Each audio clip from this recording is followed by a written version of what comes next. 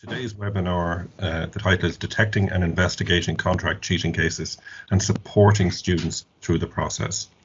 Couple of things of housekeeping before we start. Can I ask that everybody mutes their microphone? If you have questions for Cath, will you put them in the chat and we'll deal with them at the end of them. Cath is going to talk for about 60 minutes and we've got around 30 minutes, right, okay, for questions and answers at the end of it. So if you will post questions as they arise, right, in the chat, and we'll deal with them at the end. Cath, the floor is yours.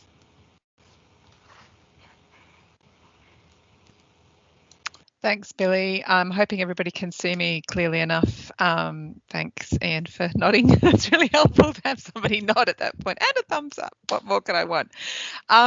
Thank you, Billy, for that very generous introduction, and to Porrig for the invitation to share some thinking with you today. I love working with the QQI and the NA. How do you pronounce it? NAIN, the National Academic Integrity Network. I was kind of there when you were sort of first launched, I guess, and it's just so lovely to see it mature and grow and develop into the wonderful network that it is. So it's great to still be able to contribute to your thinking.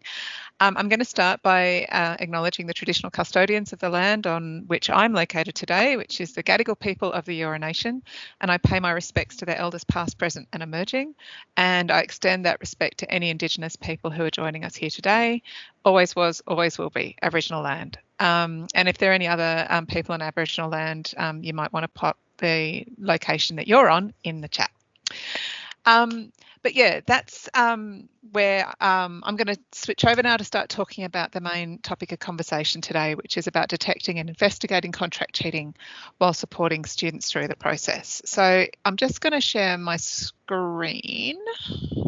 Let's see if the Teams is just updated overnight. I don't know if you guys have all had a bit of a Teams update, but it keeps changing. Man, if you could give me another glorious thumbs up. Oh man, you're so helpful. Okay, so let's get rid of that. Why is that showing up? Anyway, okay, all right. So big picture stuff today is to really think through the balance between deterrence and detection. One of the key points I really want to make today is that deterrence is not enough. Unless we are doing some level of detection, deterrence is not going to be effective. We need to put some energy into detection. And so that's really going to be a lot of my focus today. Today, I'm not going to be spending a lot of time talking about what is contract cheating, why is it happening, what's the evidence towards who's doing it, and where am I most affected. We've had those conversations. Frankly, I'm sick of having them. So let's get on to start talking about what can we do about it, what can we do to address this, and how can we get better at investigating instances. So I'm going to actually start by putting a bit of a call out, and I would invite responses here. If you do want a response, you can pop your hand in the air or you can put some notes in the chat. But it is really good to kind of get a pulse check of the experience in the room. So perhaps with a show of hands, by raising your hand using the virtual hand raising tool, has anybody in the room actually been involved in reporting or investigating cases of contract cheating? I don't see any hands going up. A couple of people. So is anybody interested in sharing a quick anecdote on microphone or camera about what happened? Pop your camera on and your microphone on and make a contribution. Let us know a quick anecdote. Anyone? Anybody brave enough to share? Kane, you can't contribute at this point, mate. Come on. Too easy. I'm going to acknowledge my two colleagues who are here today, Bron Green, who has provided outstanding leadership at UNSW in terms of academic integrity in general, but also research integrity, and my colleague Kane, who is a bit of a partner in crime with me on this. So I'm probably going to be calling them out a fair bit. Grant, did you want to make a contribution about an experience that you've had investigating a case? I'm assuming you caught me there. I suppose we'd had a case where it came around through a very roundabout mechanism where we've had students approached by contract cheating services offering to kind of offer their services, offer to write assignments, and thankfully we've had students who've been approached in that way reporting to us that this is the kind of material they're being approached with, and in the very roundabout way of the material they were using as advertising of sample feedback going from the lecturer going, oh, this is great work and all the rest. We had an awkward scenario of narrowing down where that potentially could have come from in terms of an internal earlier assessment. The tricky bit was that that's literally all we had to go on. So we kind of found ourselves very much caught up in trying to figure out how exactly you draw those lines around definitively proving that this could have only come through on an active engagement with these services rather than some other mechanism, and then going through the full kind of impropriety committee process and the Viva process, trying to distinguish that, and very, very difficult and tricky. I hear you, Grant. I mean, some of the things I hear you say there, I've heard people say 1,000 times, that, you know, obviously this came from a bit of a whistleblower type situation. So, yeah, and just the trickiness of trying to figure stuff out and not knowing what's probative and whether you can actually pursue this and not feeling like you've got enough to go on and your system's not working for you and your process is not working for you. Yeah, I hear you. Perhaps we could hear one more anecdote from somebody who's also got the hand up. I'm not going to call anybody out because that's mean, teacher, but maybe somebody. Sorry, Kat. It's Finbar Murphy here from Finbar. IBAS. Go ahead, Finbar. I was typing actually, because I was, but my experience, and the act hadn't actually happened. It was a student that drew our attention to the fact that another student in a group chat had said, oh, you might want to consider these sites. I've used them in the past. It's a real quick win and the quality is really good. Now, how we addressed it is the act hadn't been perpetrated yet. So we then went in and started highlighting good academic practice, and it was kind of framed positively. But then the tail of the conversation that we had was the last 10 minutes. And you know what? If you do get caught, here are the penalties that can be applied thereafter. So don't do it. It diminishes you and it diminishes the college. And then we highlighted that we were part of the National Academic Integrity Network, and it's Ireland Inc. that, you know, you're going to get your reward out of. But I suppose the main thing was it's not just an individual going off and finding it. They share it between themselves.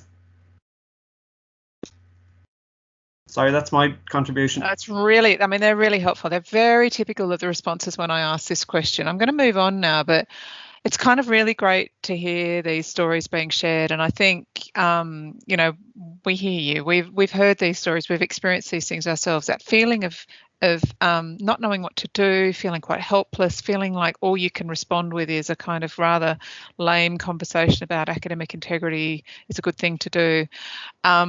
So I guess that's what I really wanted to focus on. But I feel like I'm going to be swerving around a bit today. But let's just sort of, there's a method to my madness today, and hopefully we can get to the destination I'm trying to get us to today.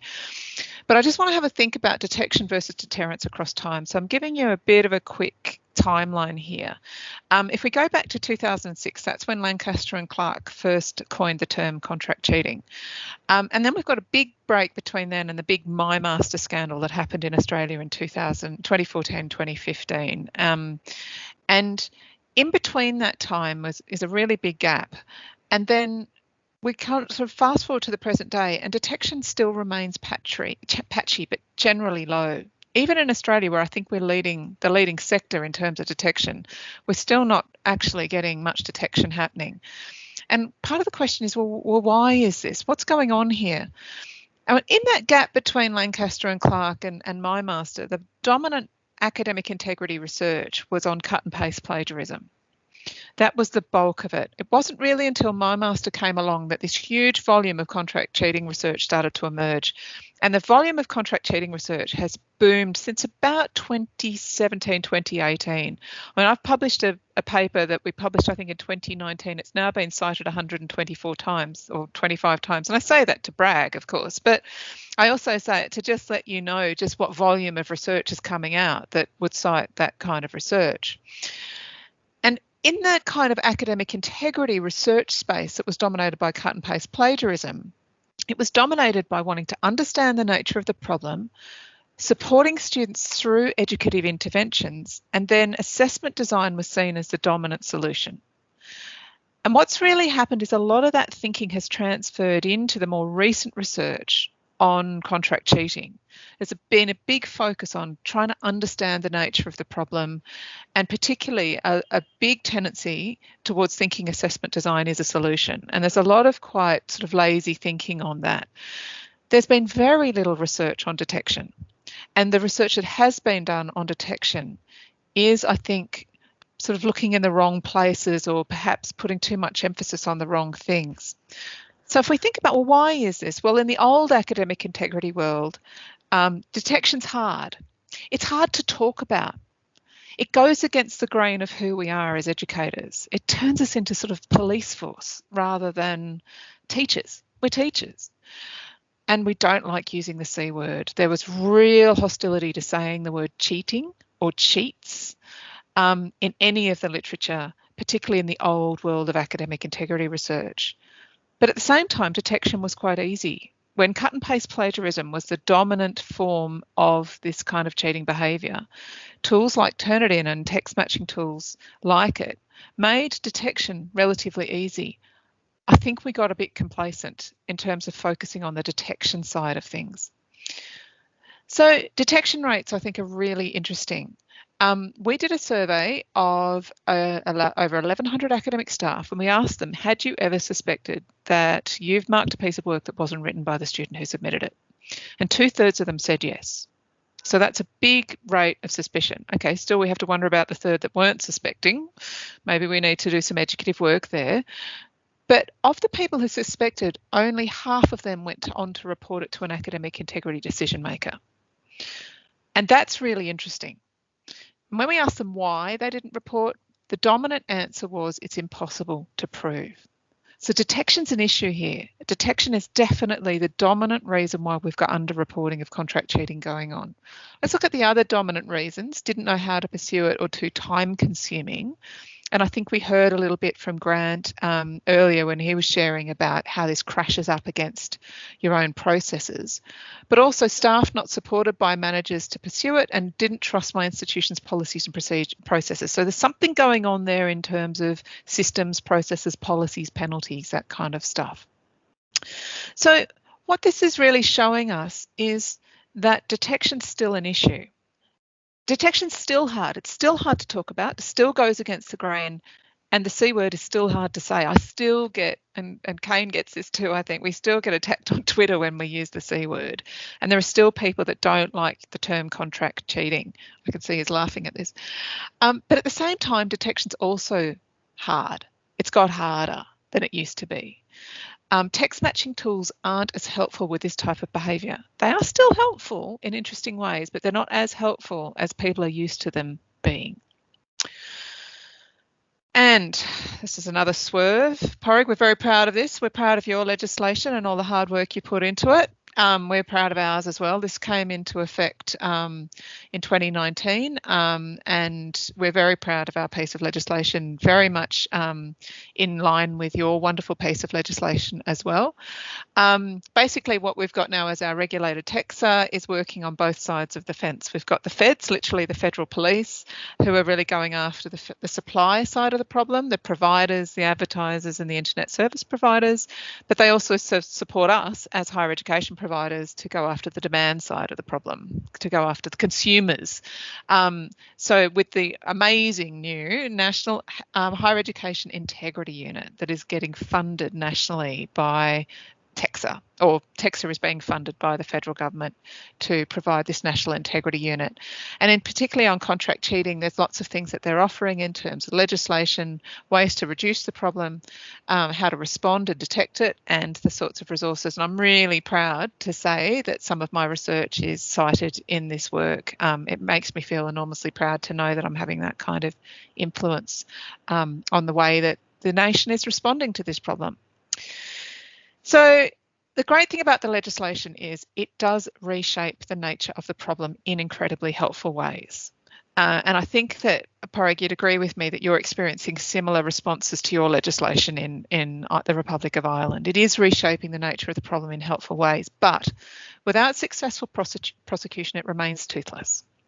Without detection, it's meaningless. It won't generate a deterrence effect. And thinking about that on both the supply and the demand side of the problem. And this is where Kane and I get on our soapbox about this. Any whack-a-mole approaches exhaust resources and embolden providers and consumers. If we only use this legislation with whack-a-mole solutions, then we're going to exhaust the limited time, energy and resource that we've got to put towards this problem. And the contract cheating providers are going to realise there's nothing we can do to stop them. They'll dodge around it and they'll become even more emboldened with their brazen practices. So basically, deterrence without detection is not going to be effective. So we've got the problem of detection. How do we tackle this? And the thing I'm trying to say to everybody at the moment is the problem of detection is both structural and solvable. It is absolutely doable. And if we go back to my timeline, if we think back to Lancaster and Clark, if you go back and read their very early pieces all the way through, it's actually about detection. My Master was one of the biggest detection scandals that has ever happened. Detection has actually been out there. It's been a dominant player, if you like, in the thinking around this space. The problem with this was the famous front page of the Sydney Morning Herald, the cheating factory. This was the day that the My Master scandal broke here in Australia. It showed us, it proved to us, the evidence is hiding in plain view. The Sydney Morning Herald journalists more or less told us this. The reason we're not finding it is because we're not looking for it. Or worse still, because we're choosing not to see it. It's there. If you know where to look and you know how to look, it's very, very easy to find and it's very easy to detect and prosecute. Okay, so underreporting, it's a problem. And one of the things you might want to just stop and have a little bit of a think about in a sort of moment of quick private reflection now is, what do you think are the reasons for underreporting at your institution? Because I can tell you right here, right now, your institution will have an underreporting problem. It is happening in every institution. There are really only two, I famously say this, there are only two types of institutions. They're the ones with a contract cheating problem and the ones with a contract cheating problem and the solution. It's as simple as that. Don't be the first type. You want to be the second type, and your regulator wants you to be the second type. So what is it about the specific circumstances at your institution that you think are contributing to this? So Monica's said too much hassle. Yeah, it's a lot of work. And in your role, what's within your spheres of control and influence with regard to this issue? What can you do about this? You might want to consider the students you recruit, the disciplines you teach, the policies, procedures, workflows and systems that are in place, the workforce and resource allocation dedicated to this, and other rewards and disincentives that are in place. Sadly, there's a huge load of perverse incentives not to report. And there are very, very few incentives to report. Okay, so this is the nature of the problem. Is the proportion of students engaging in contract cheating behaviours at university is probably around about 10%. Our research is showing somewhere between 6 to 10%. But the rates of staff detection are incongruent with rates of contract cheating reported by students. So we've got this gap in the middle and we have to somehow bridge that gap. And the media is picking up on it. This was back in, when was this? 2019, Channel 4. I mean, okay, it's Channel 4, but still. They have done a very enthusiastic estimate of just how much cheating is going on in UK universities. Okay, I think this is probably a slightly inflated number, but the number of actual detection they've got in this graph, which is this thin red line, is probably pretty accurate. The chance of getting detected for having engaged in this kind of behaviour is almost zero. And the trust that people place in us, whether that be the students who aren't doing the wrong thing, their parents, the taxpayer, the graduate employers, is going to get eroded unless we do something about this, because our graduates aren't graduating with degrees that we can warrant, and the trust goes out of that. And the companies that provide these services know it. You just have to look at some of them to see the amount of reassurance that they give to their clients, to their student customers, that they're very unlikely to get caught. It's a really important part of the value proposition that they're offering students. In fact, Kane and I were just discussing this today. My colleague Kane is here. And the value proposition, you know, the cost of failure and the cost of purchasing these services is way out of whack. You know, the services, I mean, I know that some students are paying as little as $100, which is what, I don't know what that would be in euro, maybe about 50, 60 euro to pass an entire course. When you compare that to the cost of the fees you would have to pay by failing that course, it's absolutely way out of whack. So here's the current situation. We've got a high incidence, we've got a high suspicion, but we've got a low detection. What are we going to do about it? And I want to explore this and really dwell on this in the last half of my presentation today, to look at it at 3 different levels: the global level, the institutional level, and the individual level. And the theme that I'm pursuing at the moment, that is a really big part of my soapbox at the moment, is that I'm really advocating that we approach this from a partnership and a leadership perspective. And I really want to unpack with you in today's presentation what I mean by that.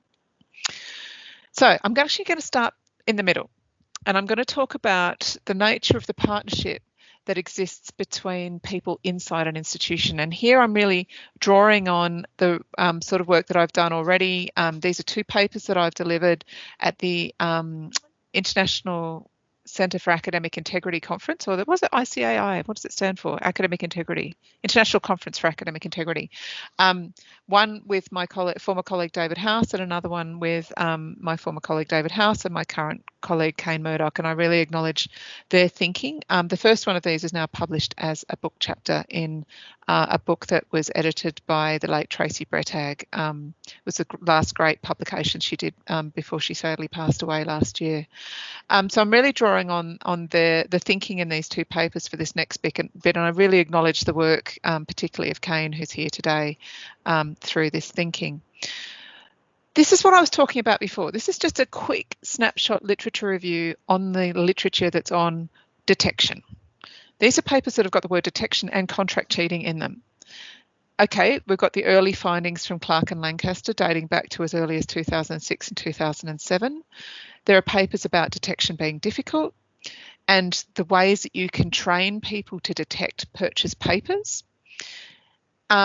Comparing student and staff self-reports by assessment type, and detection sometimes gets used as a synonym for prevention.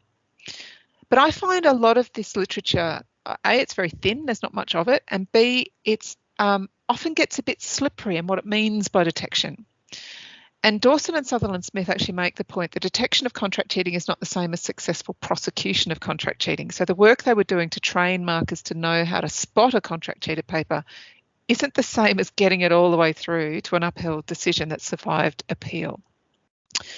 So one of the things that we're arguing for in these papers is that we need to tighten up the contract cheating terminology. It needs to be clear and precise, but we also want to avoid it being legalistic or inferring criminality. And one of the things we proposed in our most recent paper is that we need to think about detection as actually having 4 stages, and that detection hasn't actually occurred until you've got through all 4 of these stages. The first stage is suspicion, and this is often coming from academic teaching staff. The concern that there's something about a student work that's out of place, both for the student and the course. Then the next step is to investigate that. And one of the things we advocate for very strongly as a part of this is that an investigating officer for whom this is part of their role picks this work up and starts to receive that and turn that suspicion into brief of probative evidence. Then there's a determination, which is a decision maker deciding, yes, on balance of probability, this allegation is upheld. And finally, these decisions should all be appellable. It must survive appeal.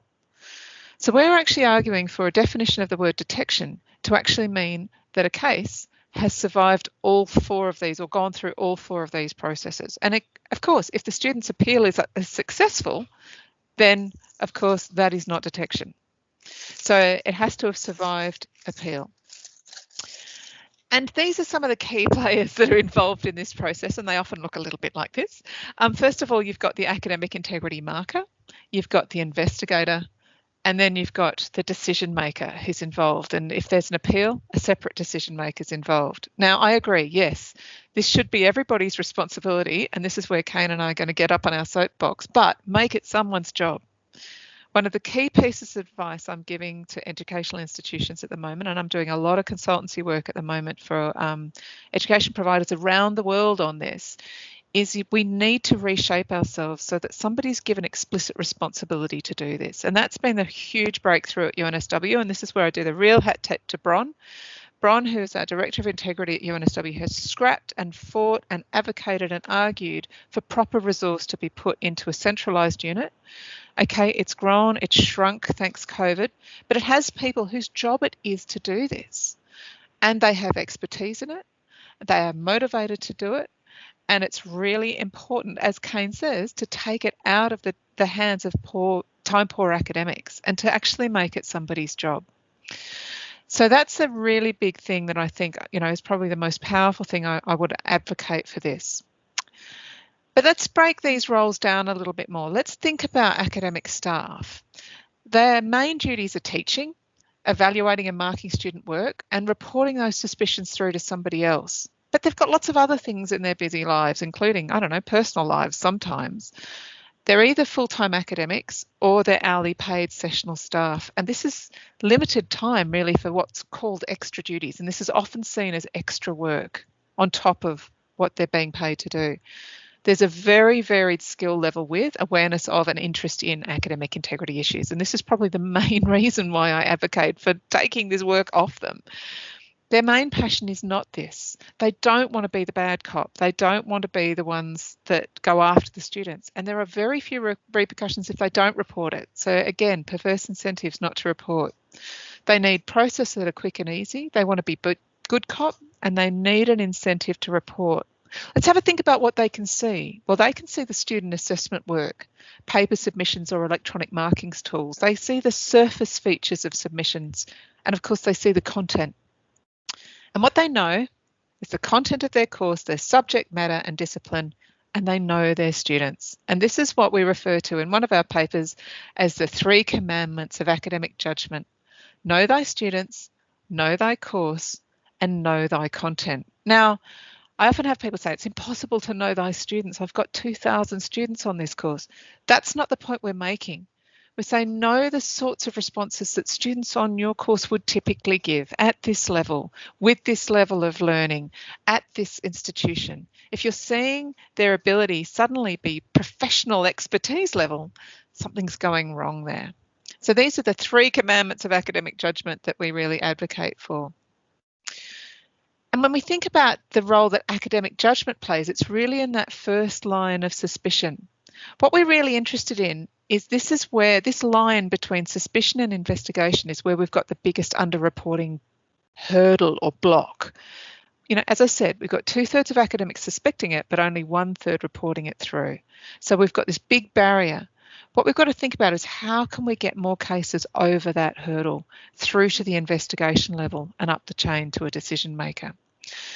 And what I want to advocate for, I think Kane would agree with me here, is to what extent can we just ask academics to bring their academic judgment to the case and no more than that. It's the piece that the integrity investigator can't know, and it's the thing that only the academic can know. So if we sort of zoom into that picture a little bit more, what we're asking from the academic is to tell us the story of what their suspicion is grounded on, bounded by the 2 extremes of what is most favourable to the student and what is least favourable to the student, because that gives us the range of what's possible.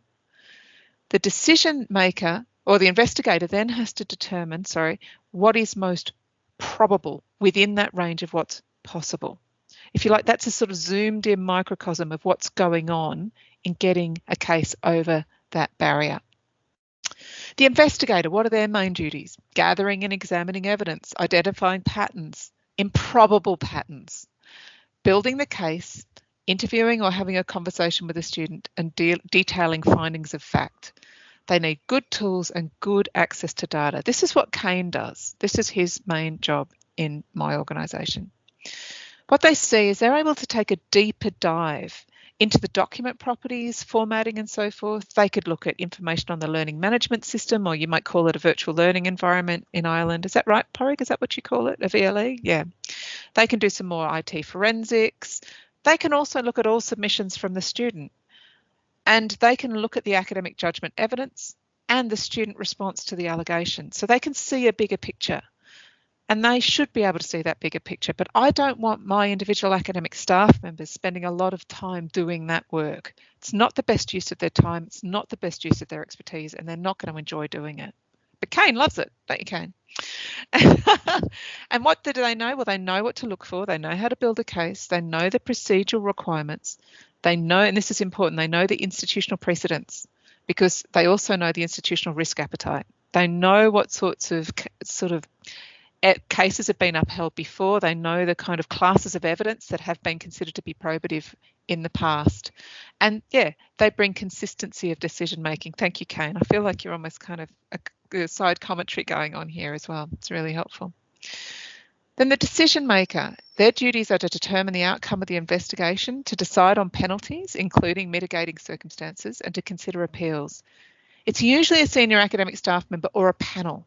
And this is another thing that we've got to really think about. A lot of institutions are still using panels, and they are really cumbersome to organise. They take a lot of time. And if there are new people on them each time around, the maturity level doesn't get to develop. And one of the things I think I'm really starting to see in institutions I'm working with is how the maturity of the decision maker, being confident to make decisions based on evidence, because they've started to develop a sense of what's going on here, that institutional maturity is a really important part of this. And I've actually seen that maturity develop in other institutions before my very eyes. They can have a variable at risk appetite, and often there's a bit of a quasi-legal approach, and they can be concerned about institutional reputation. But they need good quality investigations, and they need probative evidence to make good decisions. So if we go back to this point about now detection's still hard with that, with the contract cheating world, but at the same time detection's also got hard, or at least got harder, the message I want to share with you now is, in fact, detection isn't that hard, but sure is a lot more work. And that's the thing that we have to recognise. In fact, I don't find the work that I do in looking at contract cheating cases particularly intellectually difficult. It's pretty boring, and I often listen to podcasts while I'm doing it because it's not particularly interesting stuff, but it's bloody labour intensive. So a really important message here is it needs resource and support. It needs human resource, and it needs tools to make sure that those humans that you're doing aren't doing unnecessary manual labour. And there are tools out there that have been developed, and there's a lot of cottage industry tools that are being developed as well. And it also needs training. And I really want to get onto what I think we can do to ease the stress of this by thinking now at the global level, at the international cross-sector level. And this is where I really sort of acknowledge Porrig and all of the amazing work he's done to connect the QQI with other regulators across across the world. And I know TEXA and QQI have a really fantastic relationship. Because the analogy I'm using on this one is we're all trying to solve the same jigsaw puzzle. The problem is we don't know what the picture on the box looks like. And some of us have only got one or two pieces, and some of us don't have any pieces at all. It's a really big jigsaw puzzle, and it's a really difficult jigsaw puzzle. And on top of that is the complicating problem of privacy, confidentiality, and commercial in confidence. We've got to see if we can solve this jigsaw puzzle that we're all trying to solve without letting go of these very, very important things. They're very important to us as institutions. So this is how I like to think of it working at the national level. One of the things that I'm really advocating for is that we find ways of higher education providers working together with each other in partnership. If we all try to solve this massive jigsaw puzzle on our own, none of us will get anywhere. Some of us have got some jigsaw puzzle pieces. Some of us have even got edge pieces, and some people have even got corner pieces. What I'd like to be able to do is get to a point where we can all get together around the same virtual dining room table with our jigsaw puzzle pieces and see if we can put them down. We might find that 2 of us have got the same jigsaw puzzle piece. Okay, let's not both repeat the effort, let's work together.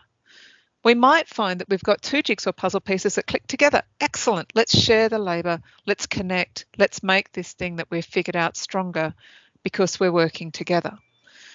But the only way we're really going to be able to do that is under the auspices and with the support of our regulator. And that's why we're in conversation at the moment amongst ourselves as a bunch of people who are interested in this.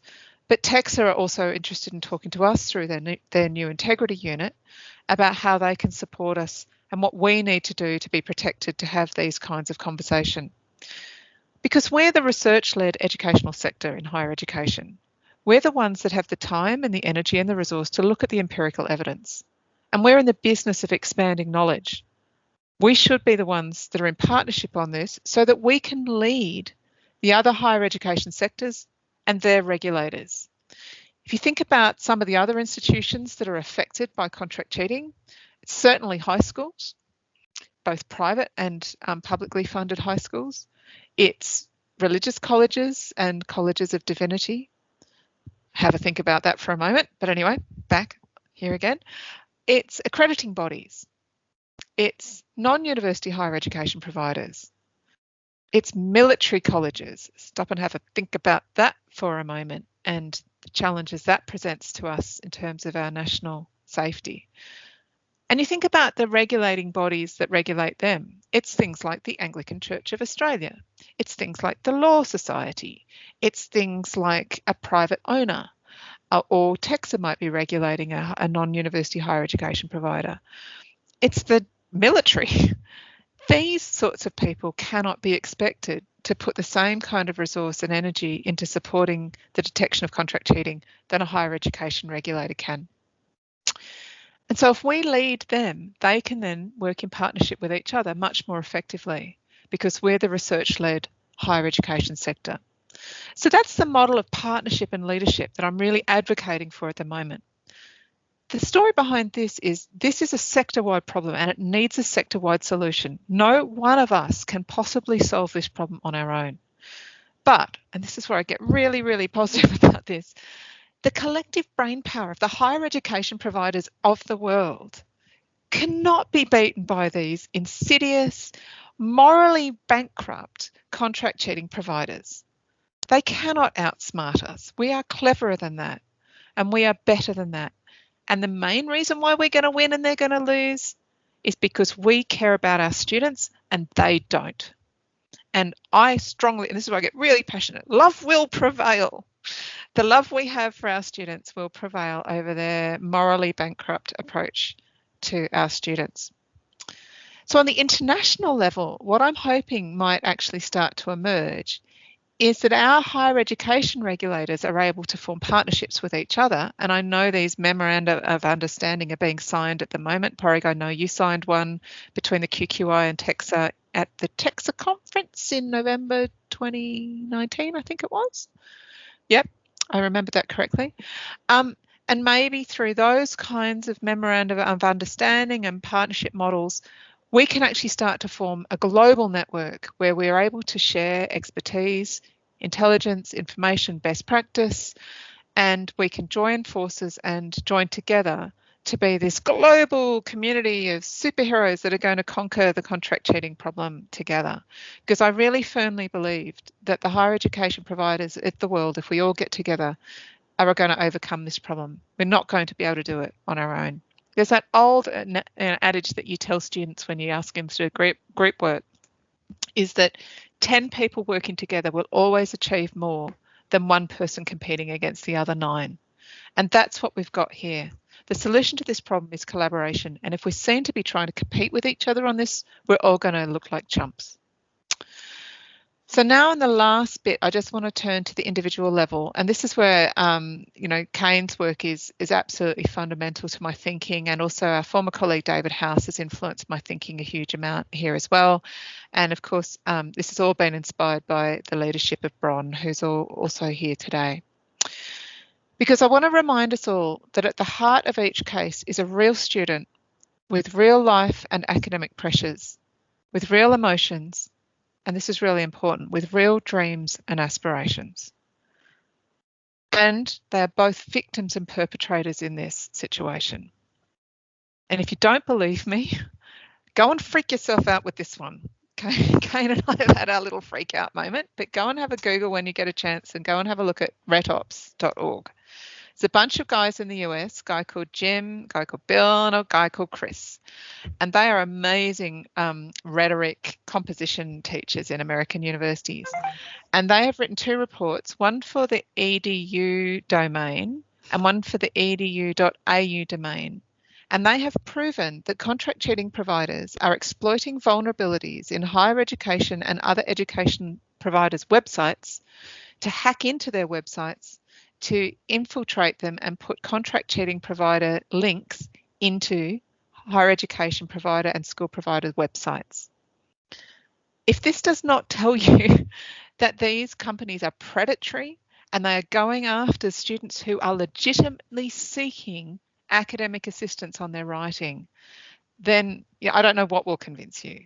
These students are being entrapped, they are being coaxed, and a lot of them are being duped into using their services because the student thinks that they are actually engaging with the services being provided by their institution. So we have to appreciate, as I said, that these students are both victims and perpetrators of this problem. So our reaction needs to shift. The very dominant perception that contract cheating is both rare and egregious needs to shift. It's neither. The way that David House used to put this, and I'll see if I get this right, Kane, is this: a lot of people think this is the thing that bad kids do at uni. It's not. It's the bad thing kids do at uni. This is the new dominant form of cheating behaviour. It's the cut and paste plagiarism of 2021. And if we go at it with this, oh, there's a signing of the Memorandum of Understanding with Tony. Oh, that's great. That's lovely. Thank you for sharing that, Pori. Yeah, if we go at them with the attitude of this is the most egregious, and it is to me. If I'd known anybody at uni when I was at uni was doing this, I'd just been horrified. And most of us are horrified by the thought of doing it. It's just so far out of our realm of what we would even consider doing that it just sort of feels like, no, lock them up and throw away the key. But we need to let go of some of that anger, and we need to let go of some of that frustration and disappointment that we feel. And this is where I want to turn to the last piece of what I want to talk about today. And this is the importance of having conversations with our students. And this is where I really want to turn to showcase something that I need to acknowledge this is not my work, but it is something that is on, it's happening at UNSW, and we're very, very proud of it. It is definitely Bron and Kane's baby, this one, but and that is the courageous conversations approach that is taken at UNSW. So conversations with students. We should be talking to students about this. But when you think about it, there are 4 different types of conversations you could have with a student about a contract cheating suspicion.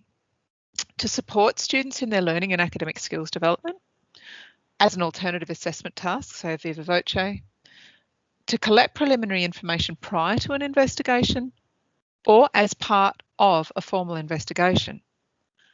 And one of the things we have to be acutely aware of is that we cannot pretend that we're having that top left orange conversation when in fact what's going on is that bottom right blue conversation. As soon as something like that happens, we've dropped the procedural fairness ball.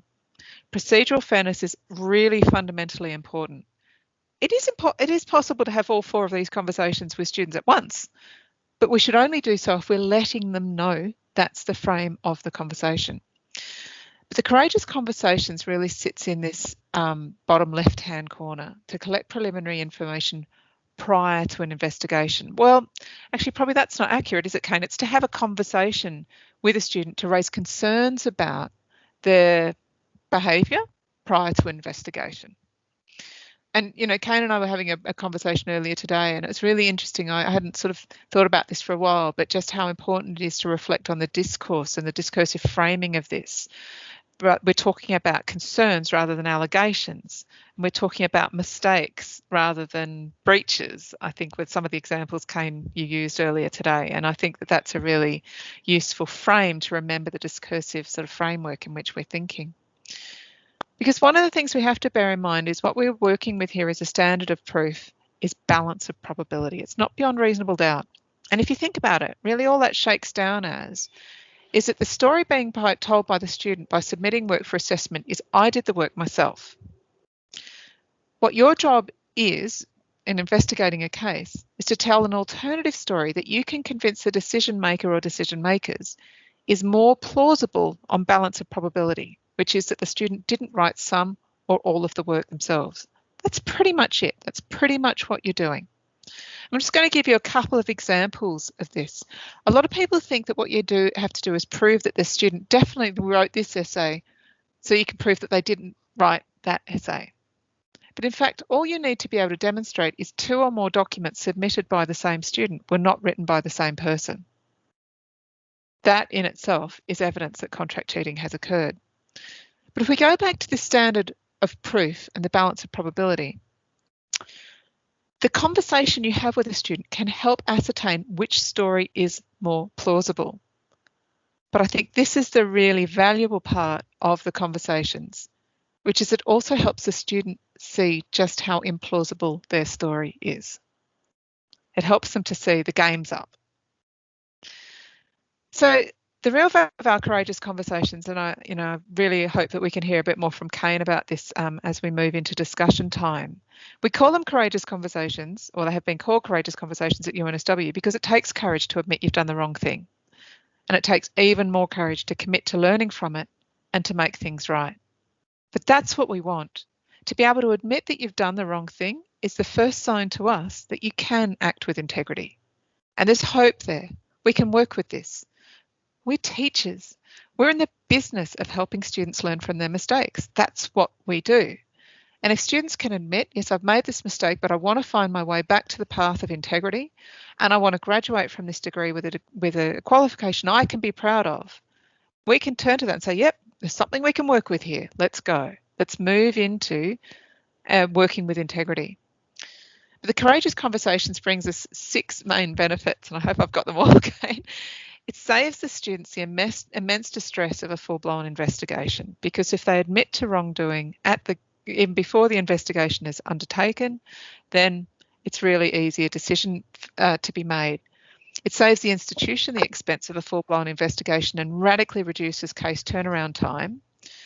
It also allows institutions to provide a reduced penalty, to say, okay, we'll take the harshest penalty off the table and we'll offer a reduced penalty because you've been able to act with integrity, and we'll take that into account. Frankly, if you don't have a reduced penalty on the table, you won't get students acknowledging wrong behaviour.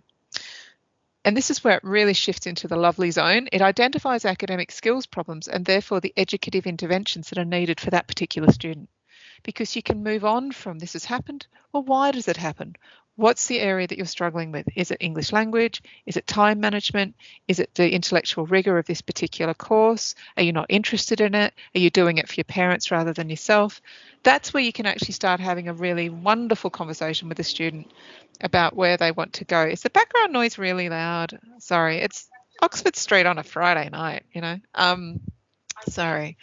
And then I guess this is the really important part, is that when you say to a student in a courageous conversation, well, disclosure means disclosure.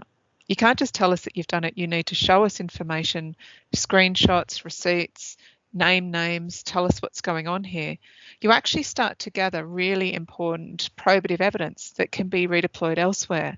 And in my partnership and leadership model, might actually be something that we can start to share with the right privacy, confidentiality, and commercial in confidence, protection around us. We could start to share with higher education providers around the world, because I can tell you these companies, they might be operating out of India, they might be operating out of Kenya, they might be operating out of the Ukraine, Nepal, the Philippines. They don't care where they're providing the services. They could be providing services for our students and your students in the same day. So some of the evidence that we might be able to generate about their behaviours with students in an institution in Australia could be equally applicable to students at an Irish educational institution. So, to solve this problem, we need approaches that are achievable, scalable, and effective.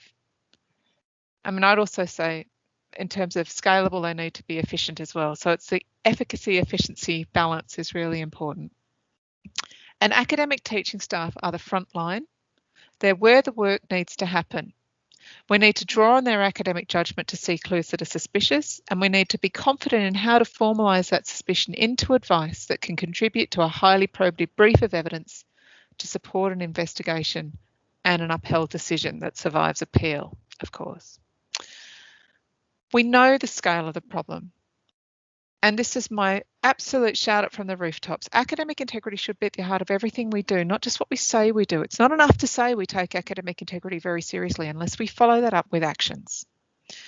It is possible to detect, but our task now is to roll up our sleeves and get to work and start doing some of that detection. So just as some prompts for where the general discussion might go in question time, you might want to have a stop and a think about what could be done to streamline the process at your institution. I am at the Paddington campus, Finbar. Absolutely. You know the sound of Oxford Street, I can tell you. Okay. What could be done to streamline processes at your institution? What are the strengths and weaknesses of your existing processes? Are they fit for purpose? Are they well understood? What might be changed? Who has this within their sphere of control or influence? And how might you work with students as partners to improve the process and the outcomes at your institution? So that's enough from boring old me. I'm glad that the headset's doing a really good job. Billy, I might hand back over to you to facilitate any questions or discussion. Yeah, thank you very much for that, Cath. Really informative, really challenging, I think, in terms of what we're doing. Can I start off, and this is not to embarrass Kane or whatever, but to ask you a question that Ian had in the chat, and I think is really important. What does an investigative officer look like? What kind of professional background, role, or whatever does an investigative officer have? I'd have to say devilishly handsome, wouldn't you, Kane? with a beard. It looks a bit like Kane, but Kane can answer that question much better than I can. So I'm the head of the student conduct unit at UNSW, and in my time there, we've had a range of different professional backgrounds.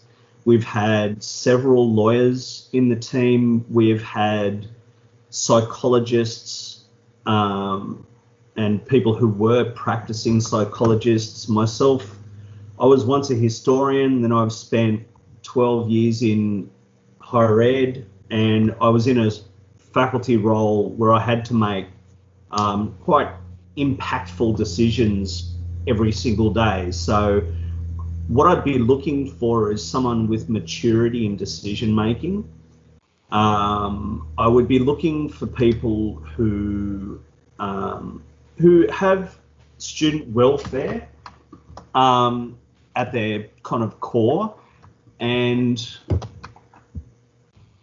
yeah, that's pretty much it. Like it's a broad spectrum of people, so I don't have a particular this is what I'm aiming for, and frankly, I probably wouldn't want cops. And when you talked, Kane, about tools, or you mentioned tools right in the chat, yeah. What kinds of tools? Like, for example, and we do use this tool, but I think there's more to be built in this space. But for example, when we get an allegation of contract cheating at one assessment, we use the Turnitin authorship tool, and that's no advertisement for Turnitin, it's just a useful thing, to look at their entire submission history.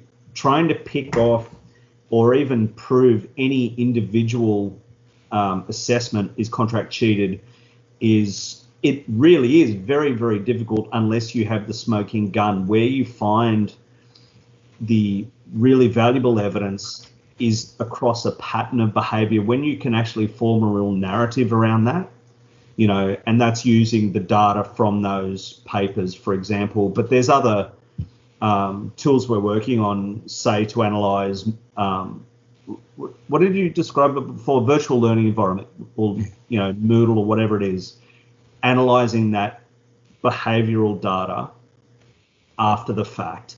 So it's not actually having an impact on what a student does. It's looking at it and going, what could we find from this? We've proven several hundred cases through simple analysis of Moodle behaviours, for example. But scaling that is the challenge. And I see follow-ups on that particular issue. Do all Australian universities have investigative officers, and do you share between institutions? No, and I've actually put in the chat, Bron might be able to answer the question as to how many institutions have a unit like ours.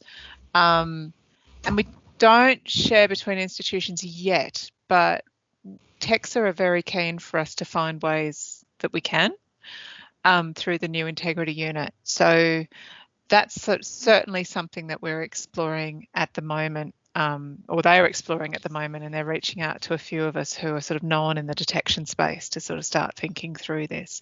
I guess we do kind of share informally amongst ourselves when things come across our plate that, you know, we can share that aren't commercially in confidence, that aren't breaching privacy, and that aren't, you know, breaching confidentiality issues. I guess there's a sort of, I guess it happens a lot on Twitter, doesn't it, Kane? Is that we sort of have these conversations rather informally. Yeah.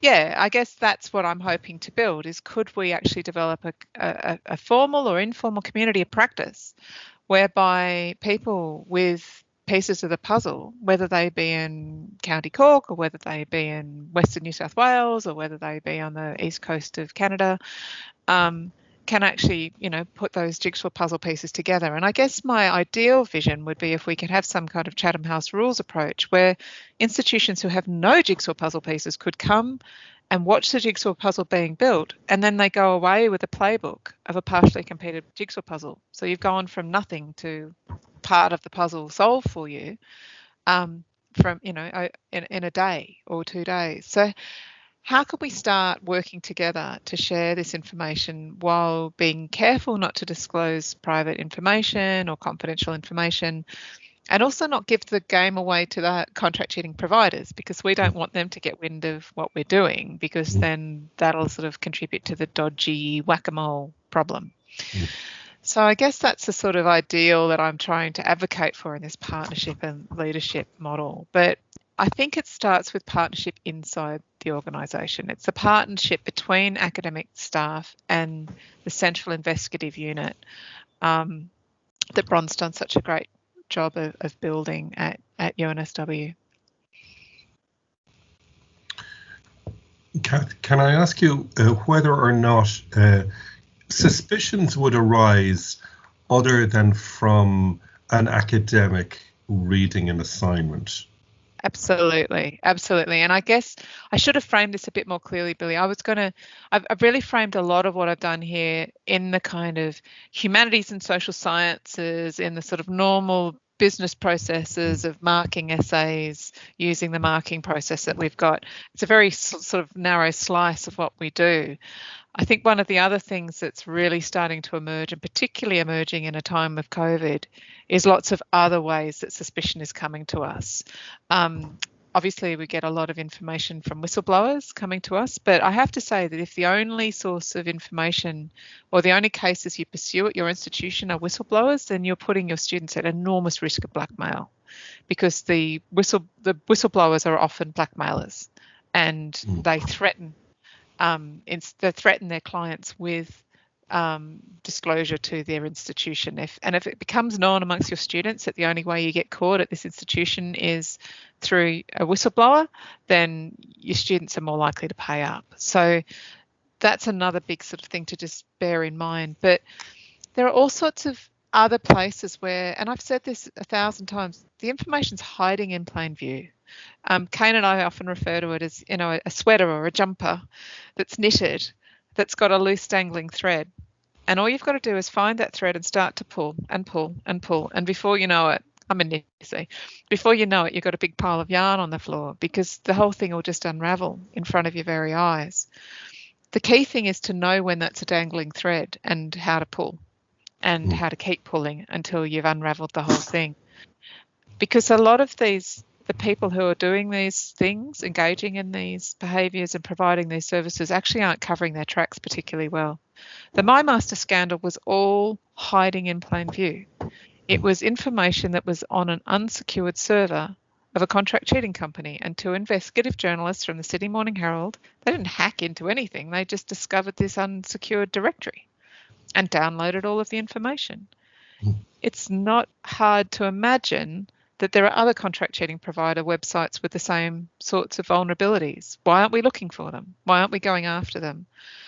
I think one of the now dominant business models, and Kane's got much more experience with this than I have, but I think it's what we sort of heard from Grant earlier on this morning, was I think one of the dominant business models now is the contract cheating companies employing the services of an agent or a student as an agent to infiltrate student social media groups and then start to sell the wares that way. When you think about it, makes perfect sense from their point of view. I think they're targeting the courses that they know are really cheap to provide services to, that they know have a sort of very cookie cutter assessment task that's really easy to replicate. They get enormous economy of scale, so the amount of work they have to do to get the revenue out of their clients is very small, and they go after them and they exhaust that. And if everybody does it, then nobody's going to blow the whistle, right? So that, I think, is a dominant business model. We've certainly seen that behaviour here. We've seen ads from contract cheating companies asking to employ agents on campuses, on Australian campuses. They're pretty publicly available. So that's something that wouldn't come to you necessarily from suspicion from an academic market. It could do, but generally speaking, that'll come from some other direction. So yeah, I hope you can see that the example I gave today was very much a particular slice of a detection approach. I just wonder if you saw an unusual pattern in the results of a student, would that trigger a suspicion? So without actually seeing the underlying assignment, would that prompt a suspicion? What do you think, Kane? You've got to put yourself off mute if you're going to make a verbal contribution. You're shaking your head. Sorry, I was muted. It wouldn't be the source of the suspicion, and we don't often look at transcripts because we don't really want to be influenced by the transcript. Mm-hmm.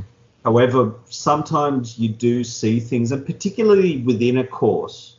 Like, for example, if I can see in someone's activity data that they had, 4 quizzes, and they got 20% on the first 2, and then they shot to about 90 on the second 2, and that actually is reflected in the data. So I'm having concerns about those second 2 quizzes.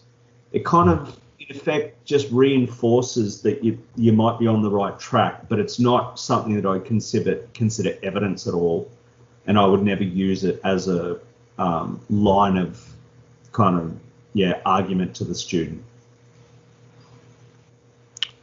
But it could form a form of academic judgment, couldn't it? Like, it could be a conversation we have with the teacher to actually look at the variance and to use their academic judgment as to why, we're seeing such poor level of understanding over here, but such excellent understanding over there. So it could be from that. Assignments, like you might, but I don't think it'd be the source. It'd just be this almost like a nagging thing in the back of your head. But yeah.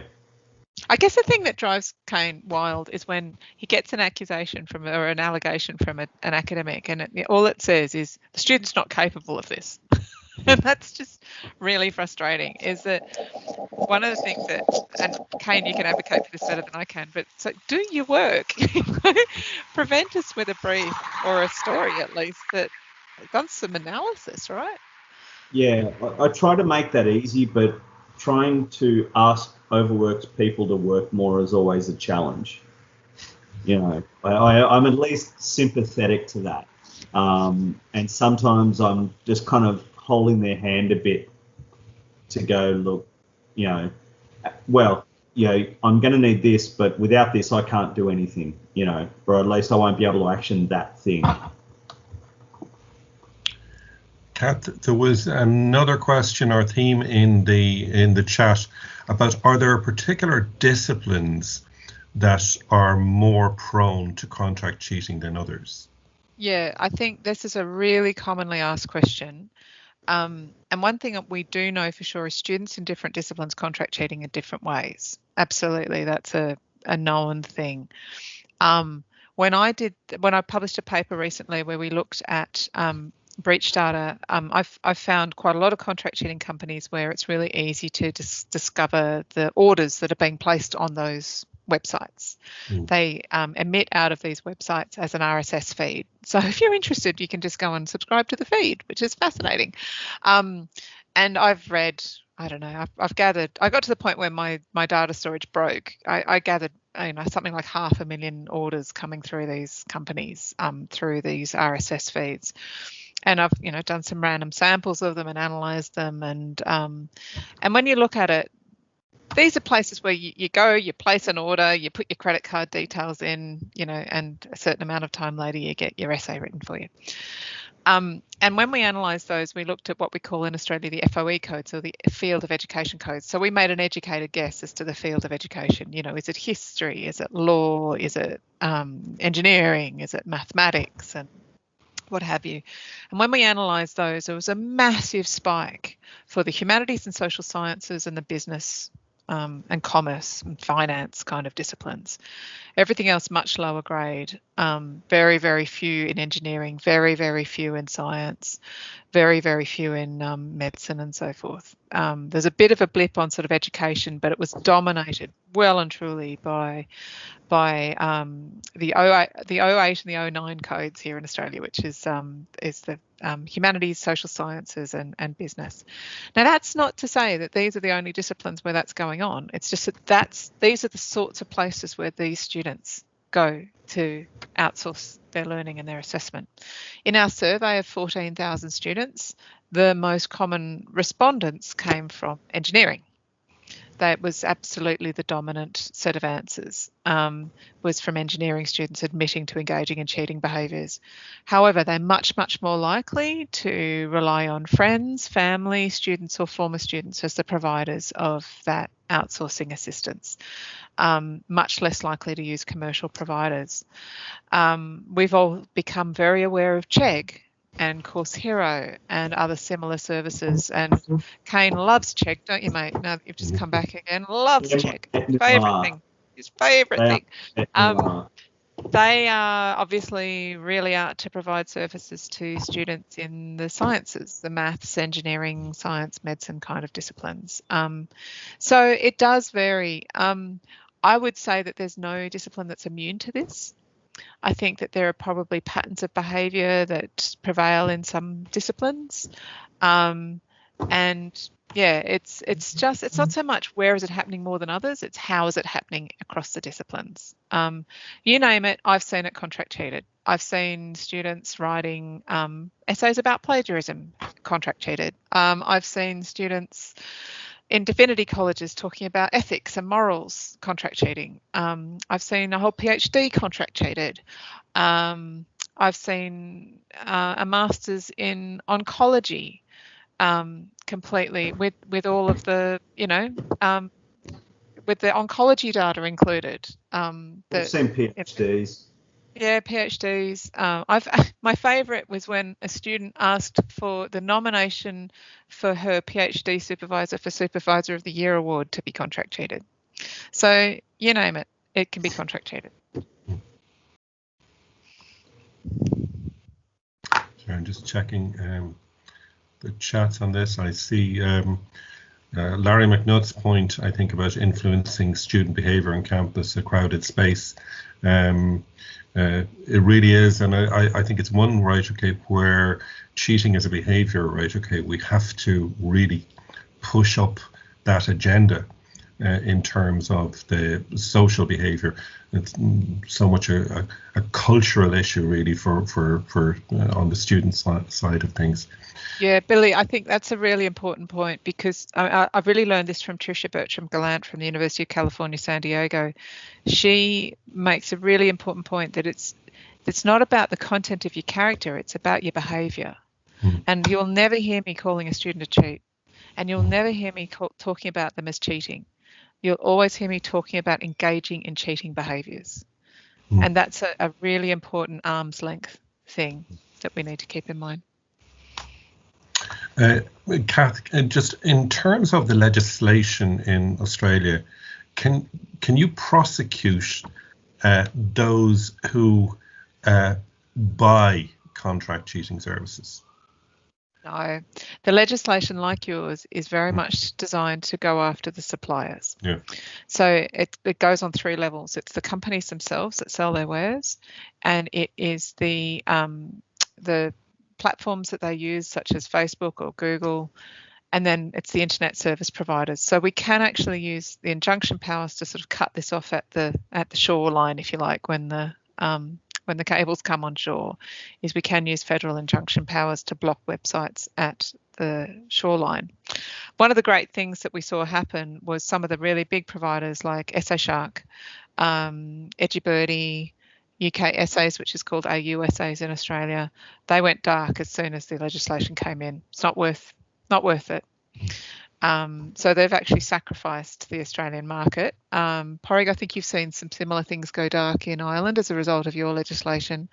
With all due respect, you're a much smaller market than we are. You're a smaller population than we are. But just imagine if the UK got some legislation, if the US got some legislation. I mean, they do in a couple of states. If Canada got legislation and New Zealand already has it, then they've got no market left to go after. So, but yeah, it was very explicitly not set up to go after the consumers, but the providers. Now, this gets tricky if you think about our students being employed by these companies to provide these services. So that's not to say our students are somehow immune from prosecution.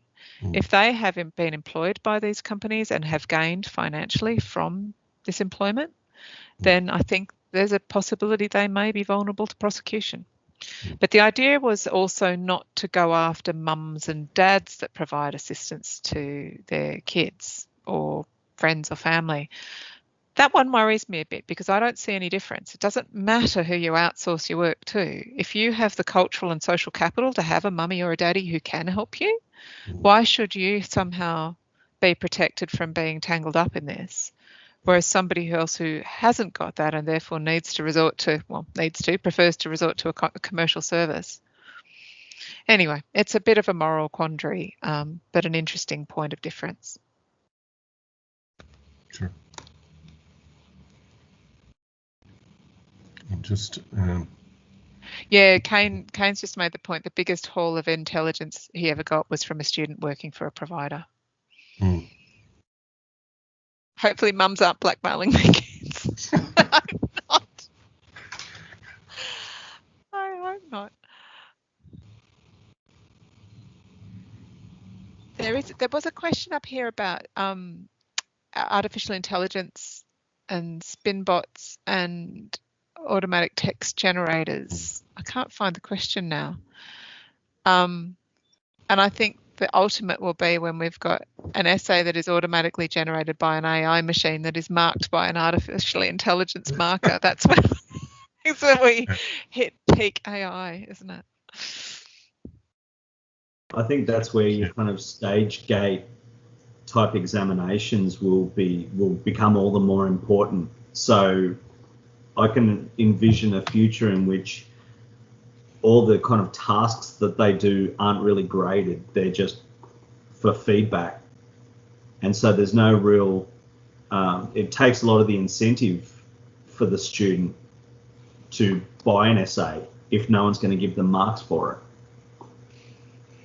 I would love to pick up on this point that Paul O'Leary's made, if I could, Billy. Yes, yeah. He said, what about the community service for those who are caught but show some integrity? This is again something that Tricia Bertram-Gallant does brilliantly at the University of California, San Diego, is if you have been found to breach the university's policies, and you do put your hand up and say, yeah, I want to make good, then you are given the opportunity to go on to mentor in her program students who then go through the system themselves. So she has a huge gang of student mentors who are there to help other students who fall foul of the academic integrity policy. Some of them have in the past themselves, some of them haven't. And frankly, she doesn't know who's who. She can't remember who's who. But the point is that you can actually start to, if you like, pay it back a bit by helping other students come through the process and find their path back to integrity. And I think that that's another really important thing to think about is what could we do as potential educative interventions students who do put their hand up in a courageous conversation and say, I did the wrong thing. I want to come good. I want to make this right. And I think, I go back to my very first engagement with the My Master cases that I investigated back in 2015. And I looked at two cases, and one of them just denied it and denied it and denied it. But the other one put a hand up and said, I'm so relieved to finally be able to admit this. This has been a burden on me. And yes, I admit to doing this. What do I need to do to make this right? And I think Kane's also witnessed that a lot, haven't you, Kane? The relief that comes with unburdening. Yeah, it's really quite something to behold that, this pain, and it really is, it must be quite painful to kind of keep up this, to see them release it. I'm surprised by how often they walk out of those meetings smiling. Yeah, and Guy Curtis told me the difference. He's a psychologist and he works in academic integrity. He told me the difference between shame and guilt. And guilt is when nobody else knows, and shame is when somebody else knows. And I think the shame of failure is there, but the guilt of having done this can sit with you for the rest of your life. And the relief of suddenly being able to unburden yourself from this and actually do something about it and find your way back to success with integrity and excelling with integrity is the real educative piece in this. And it's what we do. And we're educators, we're teachers, we're educational institutions. We're in the business of helping students learn from their mistakes.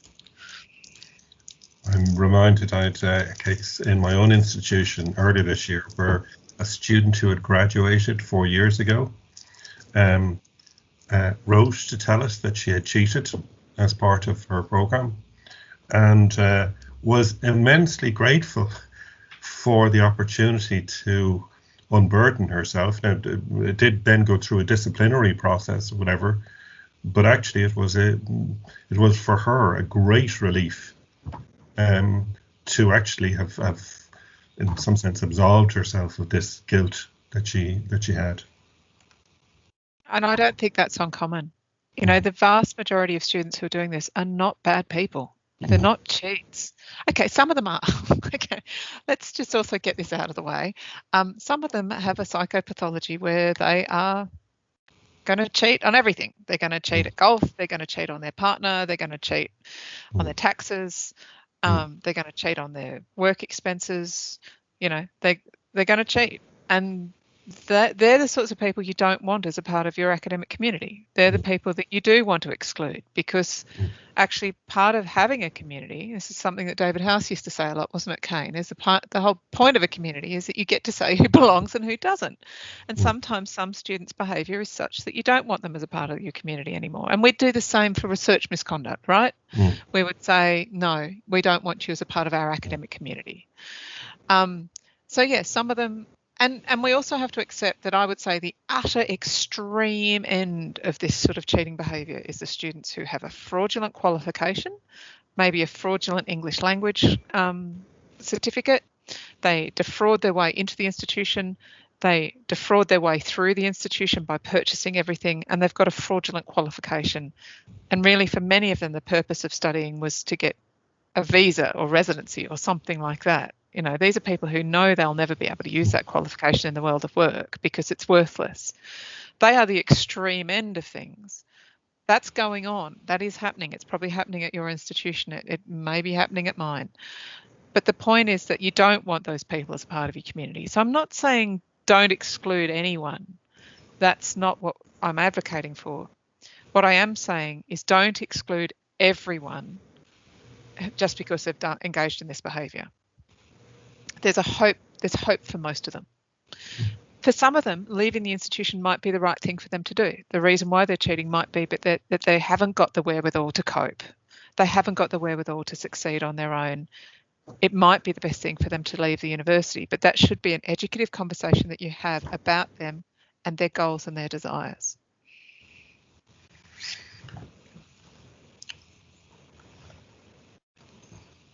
I see somebody making a comment about the links between subsequent professional work, professional integrity, and academic integrity. And I do think it's really important that we realise that academic integrity does not exist in a separate silo from integrity in our day-to-day lives. I take your point, Cath, right? Okay, that some people will cheat on pretty much everything. They may cheat on everything in their lives, right? Okay, but academic integrity is not separate, right? Okay, from integrity in all their other behaviours. Academic integrity, professional integrity, personal integrity, it's all the same thing. And I think one of the problems we may have as educational institutions is that the conversations we have about academic integrity are very framed by things like referencing and paraphrasing and quoting. And I think that a lot of students think that academic integrity is a weird set of rather arbitrary rules that they have to learn while they're at uni. And once they've graduated, they'll never need to use that again. And the academic integrity is associated with, where do I put the full stop and what's the referencing style and have I quoted that properly? Rather than acknowledging other people's work, acknowledging your own work, doing your work yourself. Yeah, and I think, I often use the analogy of cheating on your partner, cheating at golf, cheating on your taxes, cheating on your work expenses. They're all the same thing. We all cheat. I cheat at cryptic crosswords like a demon. When I can't get the anagram, I cheat my socks off. We all cheat on things, but I guess we all have our moral code as to what's the harm done by that. And I think the other problem with cheating at university is a lot of students, and our research has shown that whether you're cheating or not, students don't see contract cheating as a particularly big deal because they think it's a victimless crime. They're only cheating themselves or they're cheating the big bad institution. And we need to make it clear that then they're doing more than that. They're cheating the taxpayer, they're cheating their graduate employers, they're cheating that graduate employer's clients. They're a public risk if they can't do what we warrant that they can do. Cath, we've reached the end of our time. Thank you so much, right, okay, for this really informative. And thank you, Kane, as well, for the team act, right? I think he's off getting the dog or something. Cath, are there any final words, right, okay, you want to share with us? I think it's time for a gin and a beer. I think Kane's going to have a beer. I'm going to have a gin.